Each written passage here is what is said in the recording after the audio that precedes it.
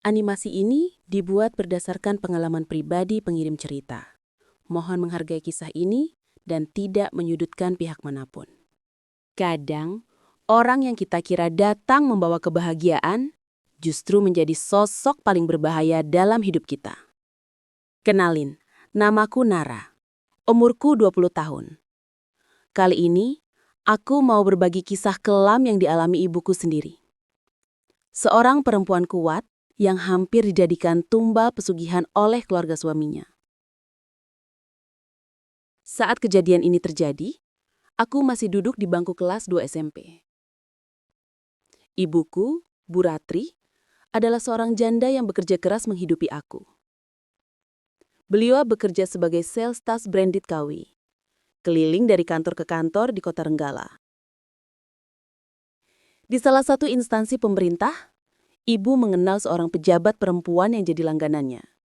Sebut saja, dia Bu Kirana. Suatu hari, Bu Kirana bertanya pada ibu, "Bu Ratri, kok ibu nggak punya pasangan? Kan sudah lama sendiri?" Ibu hanya menjawab santai, bahwa ia ingin fokus membesarkan aku. Tapi Bu Kirana bersikeras ingin mengenalkan seorang pria bernama Raka. Raka ini dulunya pegawai bank, sekarang pengusaha air minum isi ulang.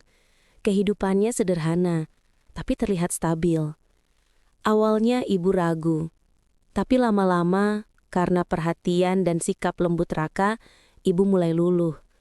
Aku pun ikut senang karena ibu jadi sering tersenyum lagi setelah sekian lama hidup dalam kepahitan. Tak lama ibu memutuskan menerima lamaran Raka. Semua keluarga besar terkejut karena ibu dulu pernah bersumpah tidak akan menikah lagi. Yang membuat semakin aneh, tanggal tunangan dan pernikahan ditentukan secara mendadak tanpa musyawarah keluarga. Aku juga baru bertemu Raka sekali sebelum hari pertunangan. Di hari itu juga, aku dikenalkan pada keluarga barunya.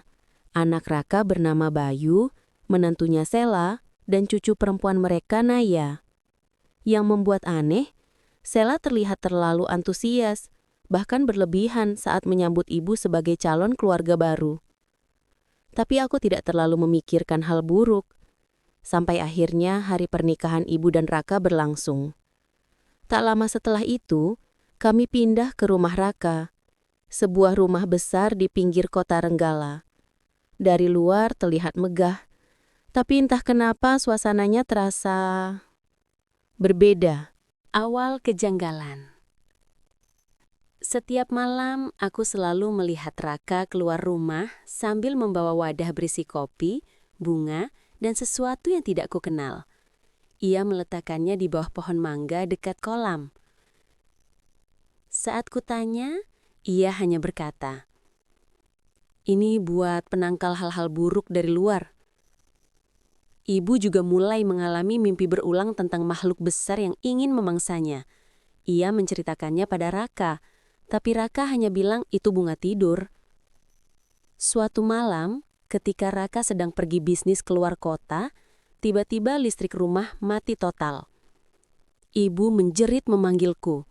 Aku membawa lampu emergensi dan mencoba memanggil Bayu serta Sela karena kamar mereka ada di lantai atas. Tapi tidak ada respon sama sekali.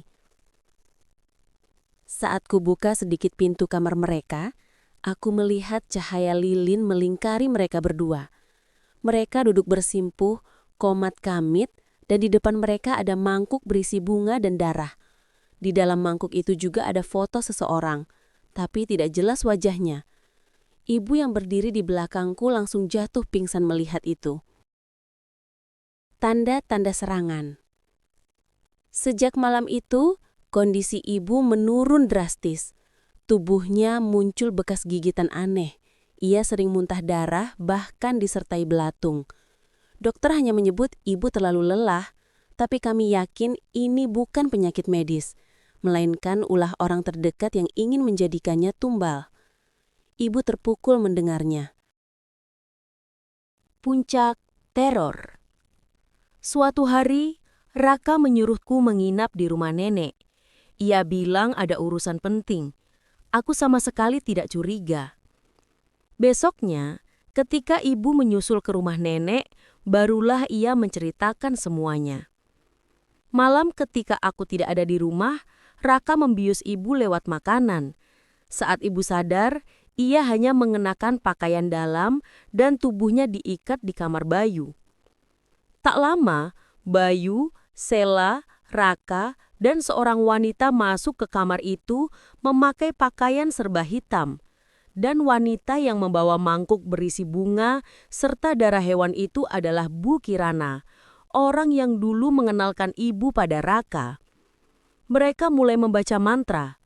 Ibu tidak bisa berteriak karena tubuhnya masih lemas akibat bius.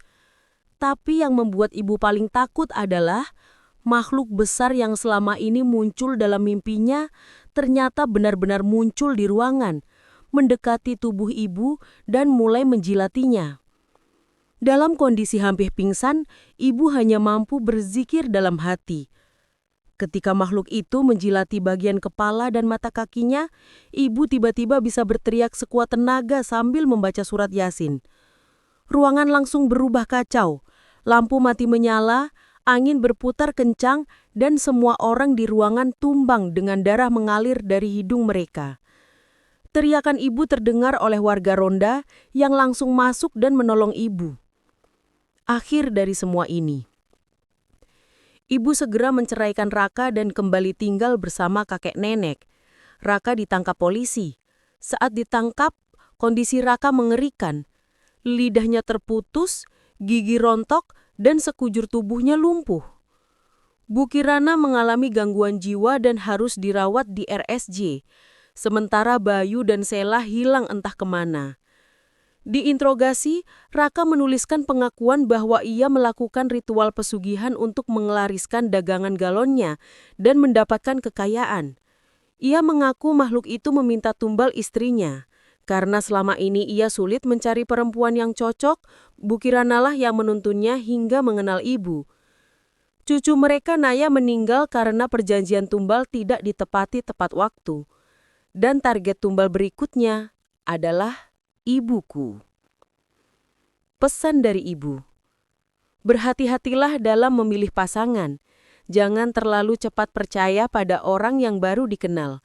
Dan yang paling penting, dekatkan diri kepada Tuhan agar selalu mendapat perlindungan dari hal-hal buruk yang tidak terlihat. Sampai di sini dulu ceritaku. Jangan lupa tulis komentar ya.